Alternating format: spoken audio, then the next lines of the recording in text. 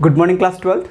In the last video we have discussed about the different structures of our carpel and the pistil. There we came to also know that the carpel, it might be fused, it might be free, also we discuss on that. And now today we'll discuss about the ovules, correct? Now here in a plant the ovule can be one, okay? In a plant the ovule can be one. And if in a plant the ovule is 1, it's okay. So what are the examples of the plants where we can get the number of the ovule is 1? That's a simple trick is there. We have to remind only WPM. WPM means very short form. It's a words per minute. But here we will not use the words per minute. So the W, it means wheat. Okay.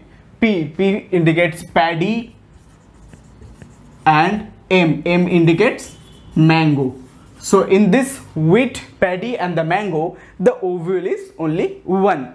But in some other plants like our watermelon, okay, then our orchids, so there we are getting the presence of the many ovules. So for that one, another short form WPO.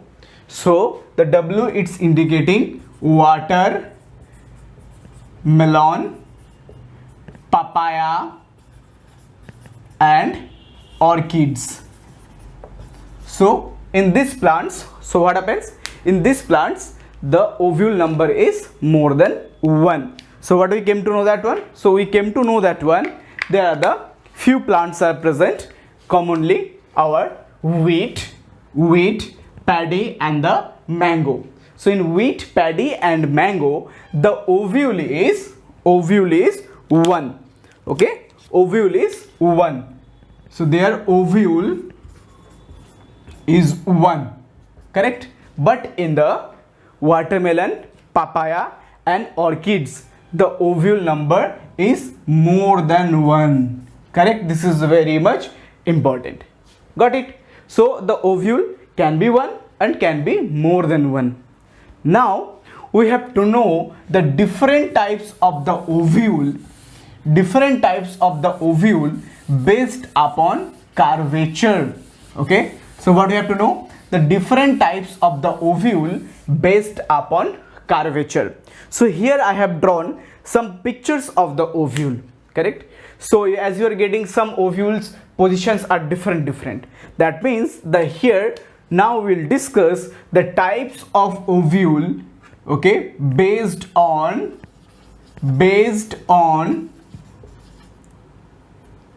curvature.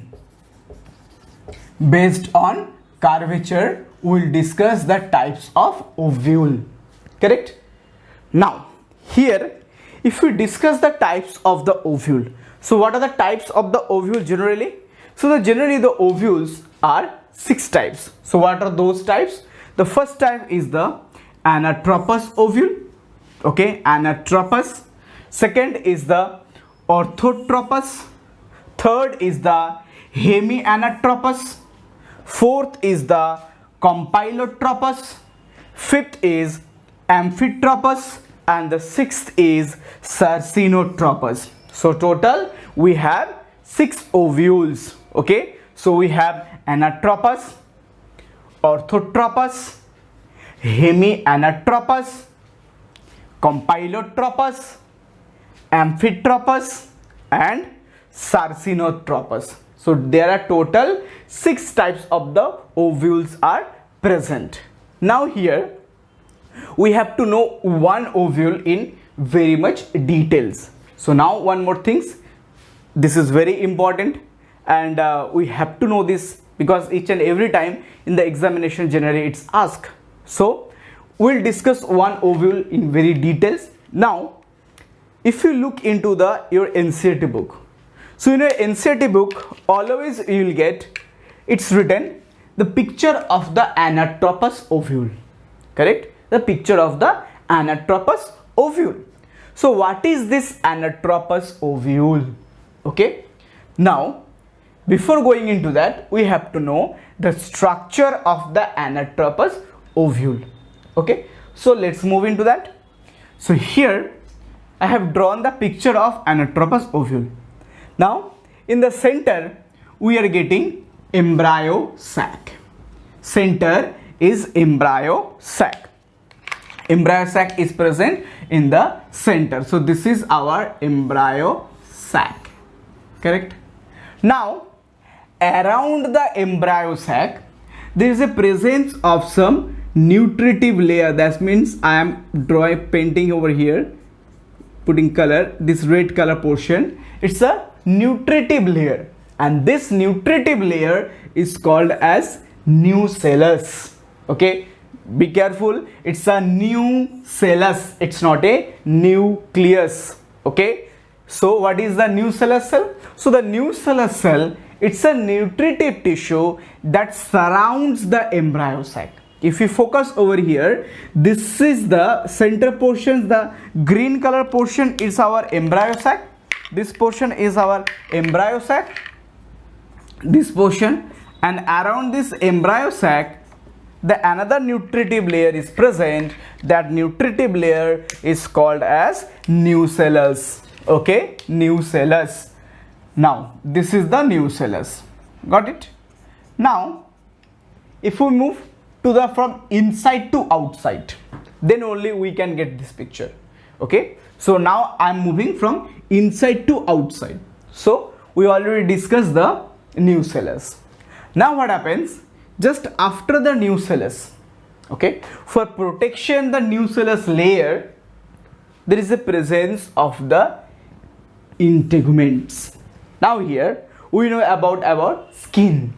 Our skin is also layer of integuments. Correct?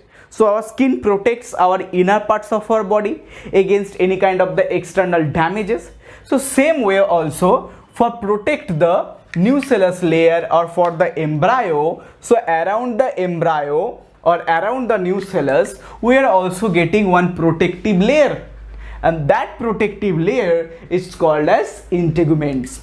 Now this integuments, it is present inner side, so that's why it's a inner integuments. So same way just outside of the inner integuments also we are getting outer integuments. So that means the integuments have two layers. It's a double layer. Correct? It's a double layer. One is the, suppose if I write over here integuments, so it's a inner integuments, and next is the outer integuments. Inner integuments and the outer integuments. So this, what is the role of this integuments? This integuments, it protects the inner nucellus and as well as the embryo sac. Clear? Okay. Next is that, so here now here next is that another layer is there. After that there is a presence of the hilum. So what is the hilum? So this hilum, if you look over here, this hilum is the layer. With this hilum, this is a junctional layer. Okay, this is a junctional layer, and with this hilum this ovule and the funicle is attached. So what is the hilum? So hilum is a junction between the ovule and the funicle. So this is the lower portion is the funicle, I will come very soon, and this is the ovule and the funicle, the junction portion, and that is known as hilum. That is known as hilum. And next is that the funicle.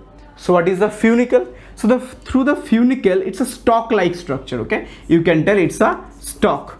It's a stalk-like structure. So through this stalk-like structure, the ovary will attached with the our placenta. Okay, so this is the placenta.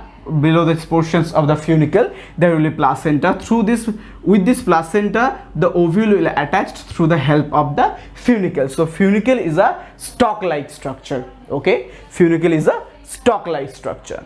Now what happens in these portions, another hole is there, it's called as micropyle. So what is the micropyle? We already know that one. Through this micropyle is a small aperture, and through this small aperture this pollen tube will go inside.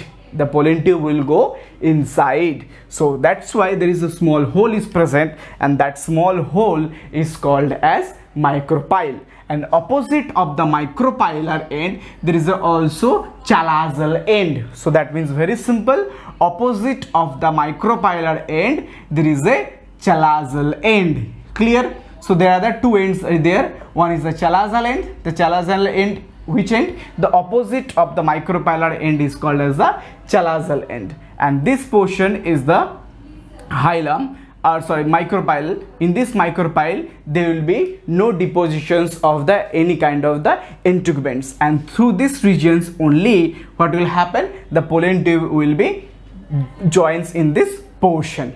Correct?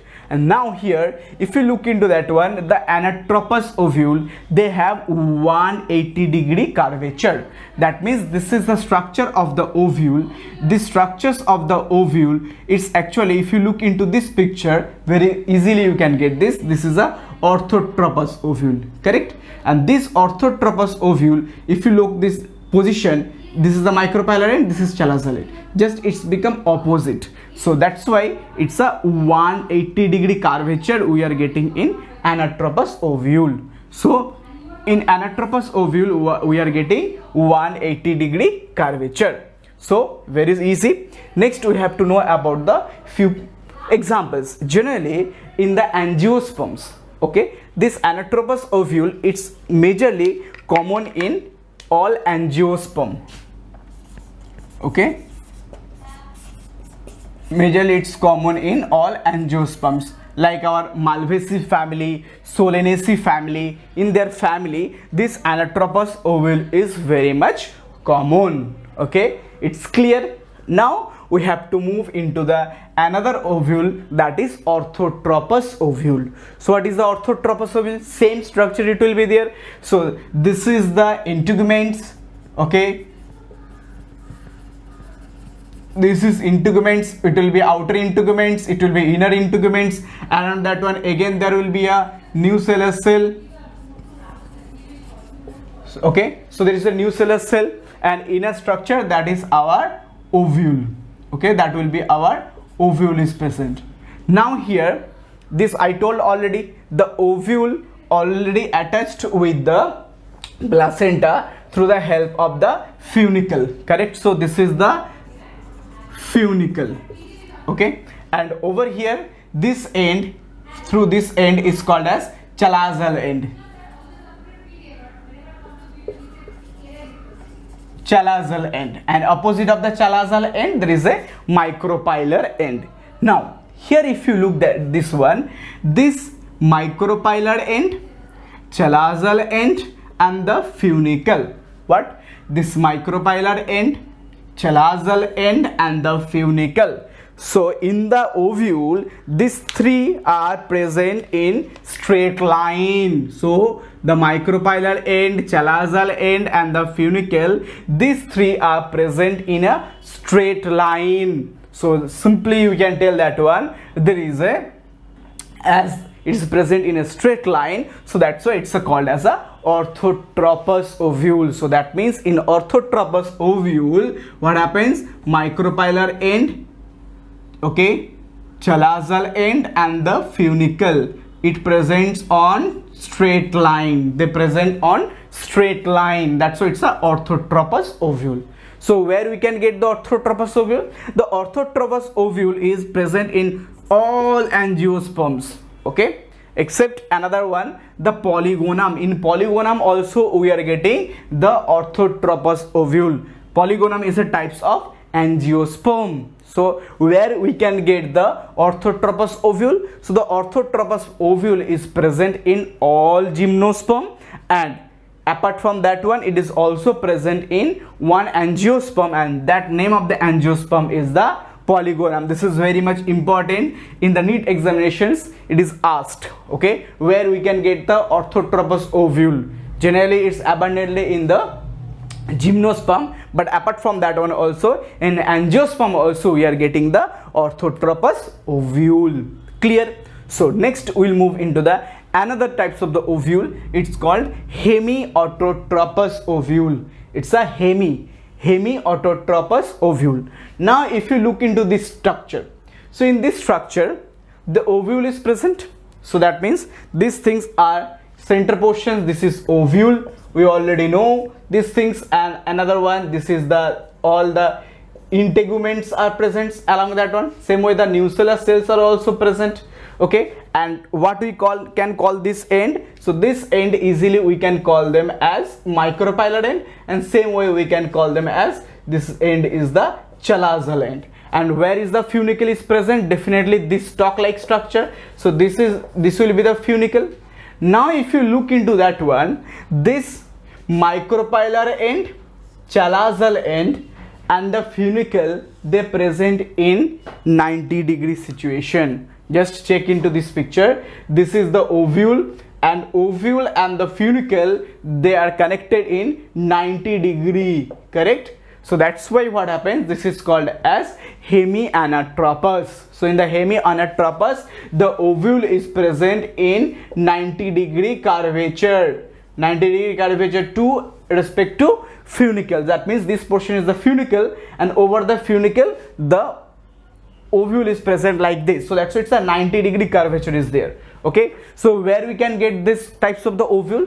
These types of the ovule is more common in ranunculus. Okay, is more common in ranunculus. So far the three types of the ovule we discussed. First, the very important for the NCERT examinations, first is the anatropous ovule. There we going to know that one, the curvature of the ovule is 180 degree. Next we read about the orthotropous ovule. In the orthotropous ovule we came to know that one, the chalazal end, micropylar end and the funicle, they present on straight line. Next is the hemianatropous ovule. In hemianatropous ovule, this funicle and the ovule, it present in 90-degree curvature. So example is the ranunculus. Okay, next, so the next we'll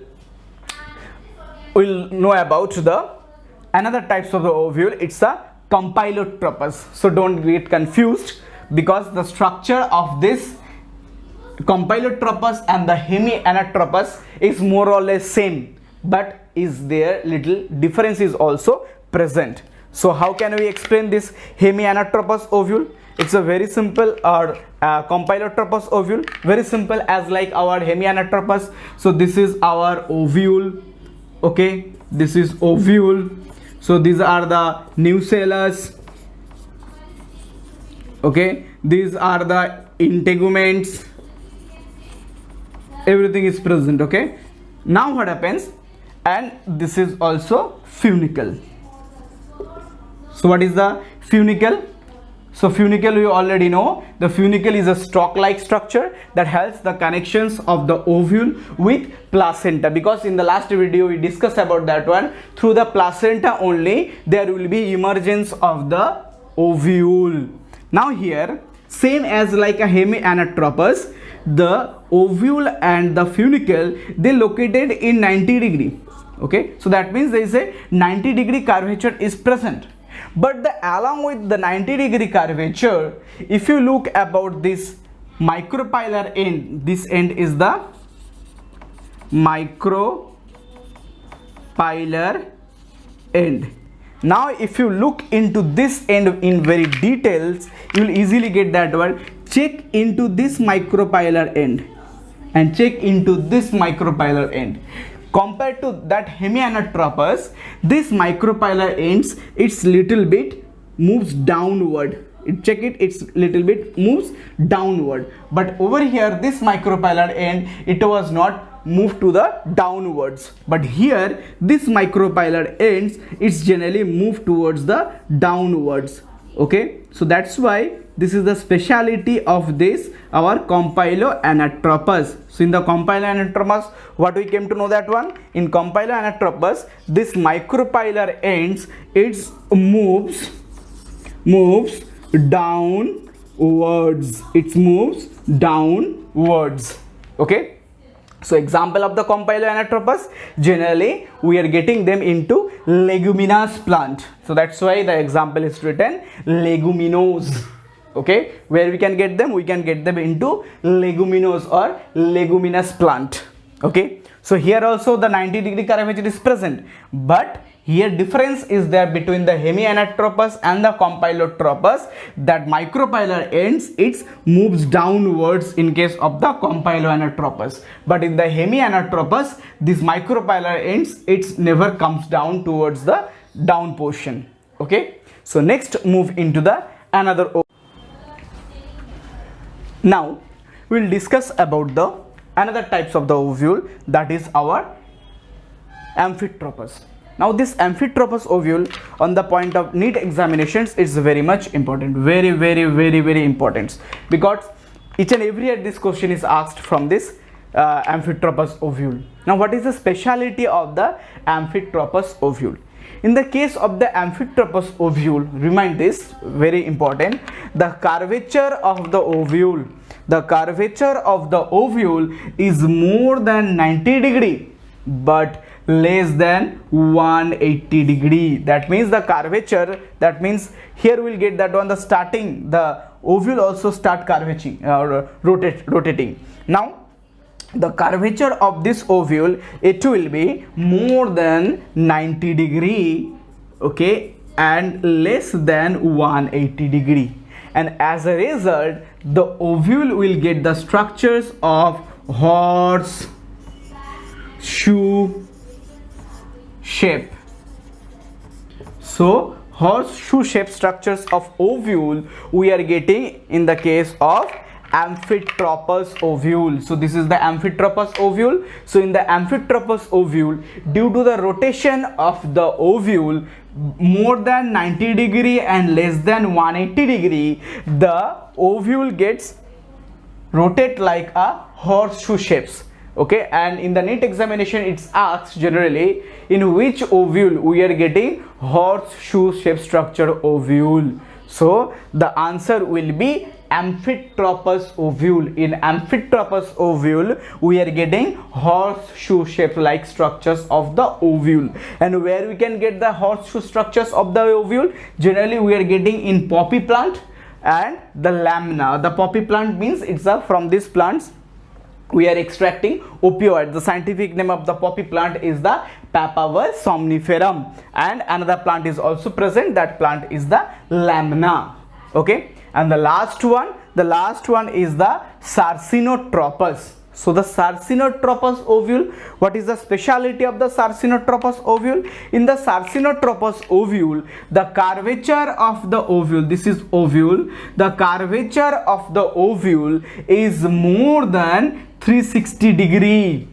Okay, more than 360 degree. If you look into this one, this ovule rotates, okay, more than 360 degree, and along with the rotation of the ovule we are also getting the coiling of the funicle. So this portion is the funicle portion, okay, and along with the ovule the funicle portions also start coiling, and this is the speciality of the Sarsinotropus. And this Sarsinotropus ovule generally we are getting in Opuntia. Opuntia is an example of cactus. Okay, it's a cacti, it's a xerophytic plants, so there we are getting Opuntia. So in case of the Sarsinotropus, what is the speciality? In case of the Sarsinotropus, the ovule it's actually rotates more than 360 degree, and along with the coiling of the ovule we are also getting the coiling of the funicle. So that is the speciality of the Sarsinotropus ovule. So total 6 types of the ovule we discussed already. So do one thing, we'll revise those things once. Okay, very quickly we'll revise those things, so if anything is missing also we can cover up those things. So if you come to the structures of the ovule or curvature of the ovule, so we got total 6 types of the ovule. First is the Anatropous ovule, second is the Orthotropous ovule, third is the Hemianatropous ovule, fourth is the Compylotropous ovule, fifth is Amphitropous ovule, and the sixth is Sarsinotropous ovule. So total 6 ovule we got. And out of these 6 ovule, which ovule is more important on the point of NCERT examination? The first one is the ANATROPOUS ovule. In the ANATROPOUS ovule, what we got? We got the curvature is near about 180 degree. Okay, 180 degree curvature is there. And where we can get the ANATROPOUS ovule? Majorly in angiosperm, like our Malvaceae family, Solanaceae family. There we are getting this kind of the ANATROPOUS ovule. So next move into the ORTHOTROPUS ovule. So in the ORTHOTROPUS ovule, what we came to know that one? The micropylar end, chalazal end, and the funicle. It present on straight line. Okay, so that is the speciality of the ORTHOTROPUS ovule. Examples, what we got? Gymnosperm and the polygonum. Polygonum is an example of angiosperm. Next is the Hemianatropous ovule. In the Hemianatropous ovule, the ovule and the funicle, they lie on 90 degree angle. Okay, ovule and the funicle, it's lie on 90 degree angle. Okay, so example is the ranunculus. So here the degree of the curvature is 90 degree. So next is the Compylotropus. So Compylotropus is same like a Hemianatropus. Why? Because over here in the Compylotropus, we got that the micropylar ends generally it's pushed downwards or moved downwards compared to the Hemianatropus. But here condition is same. There also we are getting the 90 degree curvature of ovule. Okay, and ovule and the funicle, they lie on and in the degree of 90 degree. And where we are getting this Compylotropus? This Compylotropus we are getting in the leguminous plant. Okay, next comes to the Amphitropus ovule. So the Amphitropus ovule, it's very much important on the point of NEET examination. So here in the Amphitropus ovule, the curvature is more than 90 degree and less than 180 degree. So the curvature is more than 90 degree and less than 180 degree. Now here, due to the curvature of more than 90 degree, the ovule it's become twisted and it's get the shape of the horseshoe. Correct? So here it's the Amphitropus ovule, where you can get this such kind of the horseshoe shaped ovule we are getting in poppy plant and the lamina. And next is the Sarcinotropous ovule. In the Sarcinotropous ovule, the degree of the curvature of ovule is more than 360 degree. Correct? And along with the curvature of the ovule, also we are getting the coiling of funicle. The coiling of funicle. And here where we can get this, we are generally getting this in Opuntia. Where we are getting in Opuntia. Opuntia is an example of cactus. In this cactus only we are getting this kind of coiling curvature of this ovule. So that's called as a Sarcinotropous. And in the beginning also we discussed about that one, the ovule. So the ovule, in an ovary, the ovule number can be 1. Examples, we are getting in wheat, we are getting in paddy, we are getting in mango. So in that case, in the ovary, the ovule number is 1. But in other plants, as like example is the watermelon, papaya, orchids. So in their ovary, the ovule number is more than 1. Correct? So these are the examples. So hope so this idea is clear. Remind these things. So what are the total types of the ovules we know? So the total types of the ovule is our Anatropous ovule, Orthotropous ovule, Hemianatropous ovule, and Compylotropous ovule, Amphitropous ovule, and the Sarcinotropous ovule. So total we got the 6 types of the ovule. So which ovule you have to read for your NCERT examinations? You have to read this Anatropous ovule for NCERT examinations. Okay, and one more things, what is your funicle? Funicle is a stalk that connects the ovule with placenta. What is the hilum? Hilum is a junctions between the funicle and the ovary, and Integuments layer protect the nucellus cell and the ovule. And next is that our micropyle or micropylar end. This is in these portions the integument layering is absent. Through this micropylar end the pollen tube will be attached with this ovule, and opposite of the micropylar end there is a presence of the chalazal end.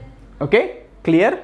For today up to this much. In the next video we'll discuss about the structure of the process of the megasporogenesis. Okay, so by the process of the megasporogenesis, what will happen? The megaspore, okay, or inside the embryo sac there will be formations of the gamete. And one more important thing, as I already told, the female gametophyte means the embryo sac, and the male gametophyte means pollen grain, where we are getting the gametes. So male gametophyte is the pollen grain and the female gametophyte is the embryo sac. So don't get confused. So in the next video we'll discuss about the process of the megasporogenesis. Thank you.